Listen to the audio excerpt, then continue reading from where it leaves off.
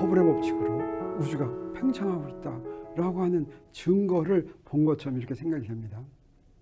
그래서 허블의 법칙에 의해서 우주가 이렇게 팽창하고 있다면 우리 무엇을 생각해 볼 수가 있겠습니까? 과거로 가면 어떻겠어요? 우주가 점점 작아져서 한 점이 된 때를 생각할 수가 있겠죠.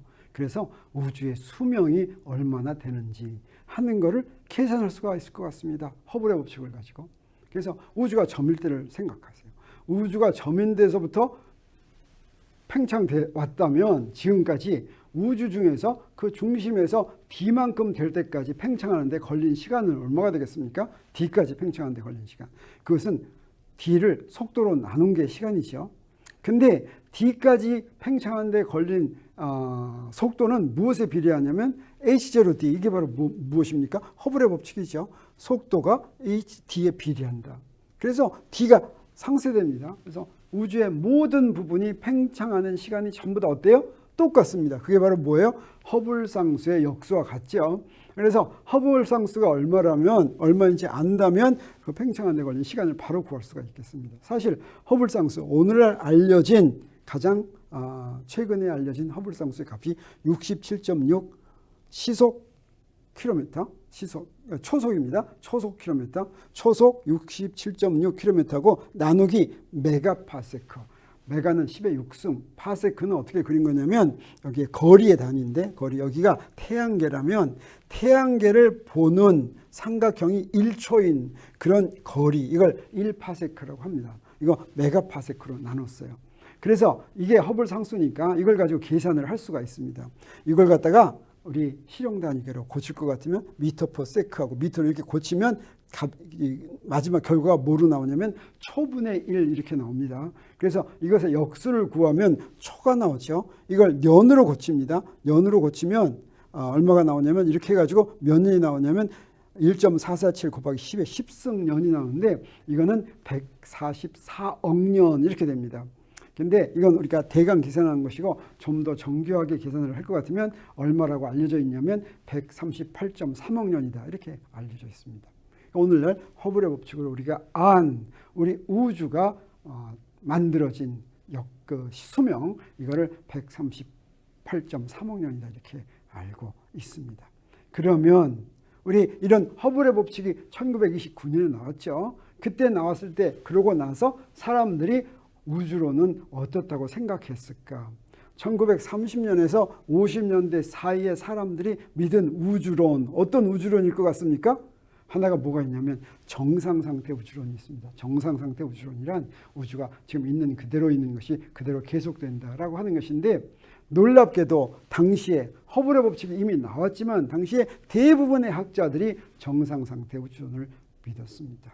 그리고 또 하나는 팽창 우주론인데 이거는 프리드만과 르메트르가 주장한 팽창 우주론이 되겠어요. 여기는 몇 사람, 르메트라든지 갸모브라든지 디키라든지 이런 몇 사람들이 믿은 우주론입니다. 그러면 허블의 법칙처럼 그렇게 분명한 법칙이 나왔는데도 왜 사람들은 아직 정상상태 우주론을 믿고 있을까? 사실은 오늘날 허블의 상수를 이용을 해서 계산을 했더니 우주의 나이가 138.3억 년이 나왔지만 1929년 그 뒤에 1930년대 초 이때는 어땠냐면 허블의 상수가 훨씬 컸습니다. 값이 훨씬 컸어요. 그래서 우주의 나이가, 우주가 만들어진 나이가 어느 정도로 나왔냐면 한 25억 년 정도 나왔어요. 근데 당시에 다른 방법으로 이미 태양계의 나이가 40억 년보다 더 오래됐다라고 하는 것을 알고 있었어요. 그래서 어떻습니까? 허블의 법칙이 아주 그럴듯한데, 갤럭시로부터 추정한 것이 아주 그럴듯한데, 그렇지만 그 결과로 봐서는 허블의 법칙이 무슨 의미인지 잘 모르겠다 이렇게 생각한 것입니다. 그래서 허블의 상수를 좀 더 정교하게 알 필요도 있었지만 또 다른 더 분명한 그런 결정적인 그런 증거가 사실은 필요했던 것입니다.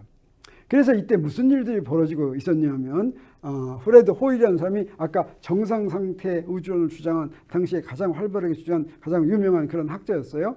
이 학자는 영국 케임브리지 대학의 물리학과 교수였는데 1949년에 BBC의 생방송 인터뷰에 출연합니다. 그래서 요즘 세상에 도대체 우주가 언제 탁 만들어졌다고 믿는 사람들도 있다. 그래서 팽창 우주론 하는 사람들을 경멸하는 틀로 어떻게 했냐면 우주가 빅뱅과 함께 태어났다고 하는 사람들이 있다라고 경멸적으로 말했습니다.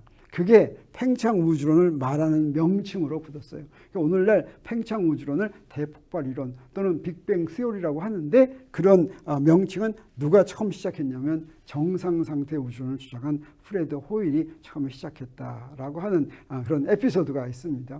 그리고 이 대폭발 이론 이걸 믿은 사람이 놀랍게도 이거 아직 잘 모를 때 천주교의 교황님이 제일 먼저 믿었습니다. 1951년에 이 대폭발 이론이 올바른 이론이고 바로 하느님이 이 우주를 창조했다는 증거다라고 대폭발 이론을 맨 먼저 믿는다고 발표를 하셨습니다. 그런데 이 대폭발 이론, 팽창 이론을 주장한 사람이 누구라고 그랬습니까? 르메뜨르라고 그랬죠. 이 당시에 아직 르메뜨르가 살아 있었습니다. 이 르메뜨르는 교황님한테 이거는 학문적인 것이지 이게 하느님이 존재가 있다라고 하는 걸 증명하는 건 아니다. 뭐 이런 반박을 했습니다. 나중에 이 대폭발 이론이 진짜라고 하는 또 다른 증거가 나옵니다. 그게 언제 나오냐면 1965년에 나오는데 르메뜨르는 그 증거를 보고 1966년에 사망을 했습니다. 그 다음에 당시에 허블, 굉장히 유명한 사람이었는데 허블이 노벨상을 받지 못했습니다. 왜 그러냐면 처음에는 천문학이 노벨상 목록에는 포함이 되어 있지 않았어요. 그런데 천문학은 사실은 물리학에 속하는 거죠. 그래서 허블의 그 기여가 허블의 법칙뿐 아니라 사실은 갤럭시라든가 이런 걸 아는데도 크게 기여했습니다. 그래서 허블한테도 노벨상을 주자라고 하는 논의가 있었는데 1953년에 노벨상 후보로 추천은 됐었습니다. 이제 허블이 노벨상을 받게 됐는데 그런데 노벨상 수여하기 전에 그만 1953년 9월에 심근경색으로 갑자기 사망해서 결국은 노벨상을 받지 못했습니다. 그러다가 무슨 일이 벌어지냐면 1965년에 놀라운 일이 벌어집니다. 펜지아스와 윌슨이라는 두 사람의 연구자가 있었어요. 이 사람은 어떤 사람들이냐면 미국의 벨 연구소에 근무하는 사람입니다. 벨 연구소는 통신사 연구소입니다. 오늘날 우리나라로 말하면 SKT 연구소 또는 KT 연구소 뭐 이런 데서 연구하는 벨 연구소가 있는데 여기서 무엇을 추정했냐? 저게 이제 안테나인데 하늘에서 오는 라디오파를 관찰하는 그런 실험을 하고 있었어요. 그런데 하늘에서부터 마이크로파, 우리 전자레인지를 덮여주는 전자기파 있죠? 그런 진동수에 해당하는 마이크로파가 온 방향에서부터 온다고 하는 것을 우연히 발견하게 됩니다. 그래서 이 하늘에서 모든 방향에서부터 이런 마이크로파가 오는데 이게 도대체 무엇인지, 이분들은 물리학자가 아니에요. 그래서 이게 도대체 뭔지 알 수가 없었는데 그 근처 프린스턴 대학에 마침 누가 있었냐면 디케가 있었습니다. 디케가 대폭발 이론을 연구하던 사람이었는데 대폭발 이론의 증거로 바로 이런 것이 필요하다고 생각한 사람이었습니다. 그래서 대폭발이 일어났다면 그때 시간과 공간이 새로 만들어졌을 뿐 아니라 그때 무엇이 새로 나와야 되냐면 에너지가 새로 나와야 됩니다. 굉장히 많은 에너지가 굉장히 작은 부피 속에 있어야 됩니다. 근데 이 우주가 팽창하면 그 에너지가 우주의 한쪽에만 이렇게 몰려 있겠습니까? 전부 퍼져 있겠습니까? 조그만 데에 있던 데가 점점 커지면 다 같이 퍼지겠죠. 그래서 그 에너지가 퍼져 있는 것이 이 우주에 어디서나 다 존재해야 된다라고 하는 것을 이론으로 계산한 사람이었어요. 그걸 뭐라고 얘기하냐면 우주 배경복사다 이렇게 이야기합니다. 그래서 이 두 사람은 물리학자가 아니었는데도 이 우주 배경복사를 우연하게 발견하는 덕택에 대폭발 이론의 결정적인 증거를 제공한 공로로 1978년 노벨 물리학상을 받게 됩니다. 그래서 대폭발 이론이 팽창 우주론이 옳다라고 하는 게 여기서 확실하게 밝혀지고 1965년에 그래서 정상상태 우주론과 팽창 우주론 중에서 정상상태 우주론은 이제 없어지고 팽창 우주론이 옳다라고 하는 것을 믿게 됩니다. 그런데 그 우주 배경 복사는 그러면 펜지아스와 윌슨만 관찰할 수 있었던 것이냐? 사실은 아닙니다. 우리 옛날 텔레비전 보면은 채널이 없는 데서 이렇게 지지직하는 게 보이는데 이 지지직한 게 전부 다 배경 복사 전자기파가 들어와서 이렇게 지지직하는 것입니다. 그 다음에 이 배경 복사라고 하는 것은 이게 흑체 복사 곡선에서 나오는 얘기입니다. 흑체 복사란 뭐냐면 여기에 모든 빛을 다 흡수하는 그런 물체를 흑체라고 하는데, 흑체를 간단하게 설명할 수 있는 모형이 바로 이런 모형입니다. 여기에 큰 동공이 있고 조그만 구멍이 있어요. 만약에 이 구멍에 빛이 들어오면 어떻게 해요? 그 구멍으로 쏙 들어가겠죠. 모든 빛은 다 흡수합니다. 그래서 흑체는 이 조그만 구멍이 흑체의 모형입니다. 그래서 동공으로 전부 들어가는데, 그러면 들어가기만 하겠습니까? 이 안에서 빛이 왔다 갔다 하다가 이 구멍에 만나면 어떻게 되겠어요?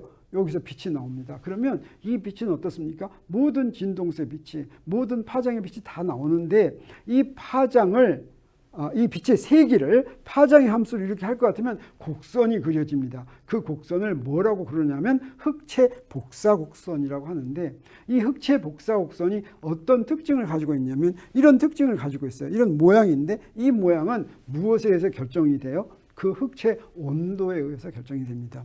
저 맨 위에 있는 게 7000도, 절대 온도 7000도짜리인데, 절대 온도 7000도짜리의 흑체 복사 곡선의 모양이 저러고, 제일 꼭대기가 가시광선의 영역입니다. 그래서 절대 온도 7000도인 게 태양의 표면 온도가 7000도입니다.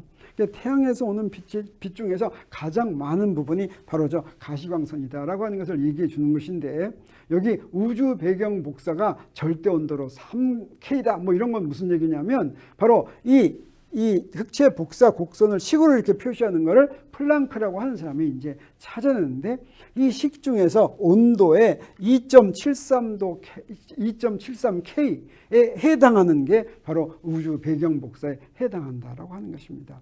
그래서 이걸 찾아냄으로써 우리 대폭발 이론이 옳다라고 하는 결정적인 증거가 됐습니다. 대폭발 이론은 뭐냐면, 어떻게 해서 관찰된 거냐면, 우리 이렇습니다. 맨 처음에 장방정식이 나왔는데, 아인슈타인의 장방정식을 어떻습니까? 프리드만과 르메트르가 풀어가지고 팽창우주 풀이가 있다라고 하는 것을 제안했죠. 그리고 당장은 사람들이 별로 관심을 안 뒀죠. 그러다가 1929년에 어떻습니까? 실험적 증거가 나왔는데, 그것이 바로 뭐였어요? 허블의 법칙이었죠. 그리고 나서 1948년쯤에 소련의 물리학자 갸모브라는 사람이 만약에 대폭발 이론이 맞다면 그때 창조된 우주에 에너지가 나오는데, 그 에너지가 반드시 지금까지 존재해야 된다. 배경 복사가 존재해야 된다라고 예언을 하게 됩니다. 그리고 아까 얘기한 디케가 그게 지금까지 남아있다면 우주 팽창으로 그것의 파장은 마이크로파 영역이다라고 하는 것을 제안을 하게 되는데, 이제 펜제스와 윌슨이 바로 그 우주 배경 복사를 발견하게 된 것이죠. 그래서 어떻게 알게 됐느냐? 시간과 공간 그리고 에너지가 138.3억 년 전에 출현했다라고 하는 것을 확실하게 알게 된 것입니다. 그냥 알게 된 것이 아니라, 그러면 그때 출현했으면 대폭발 이론은 무엇까지도 다 설명해 줘야 되냐면, 오늘날까지 그것이 어떤 과정을 거쳐서 오늘날의 이 우주가 되었는가 하는 것을 전 단계를 하나하나 실험으로 확인하고 이론으로 설명할 수가 있어야지 되는 것입니다. 그것을 우리 지금 다 대폭발 이론에서 하고 있는 것입니다.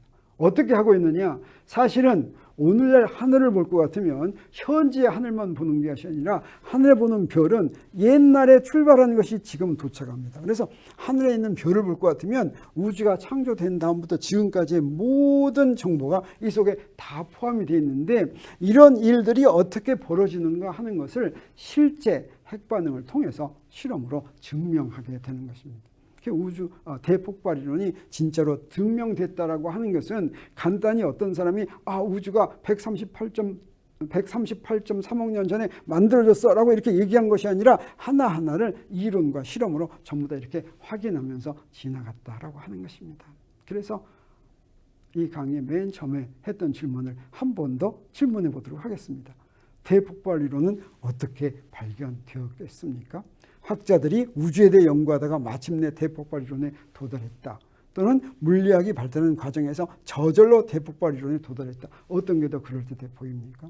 사실 대폭발 이론은 우주론이 무엇인지 연구하다가 알게 된 것이 아니라 물리학이 발달하는 과정에서 알게 됐다라고 하는 것을 우리가 여기서 잘 알 수가 있습니다.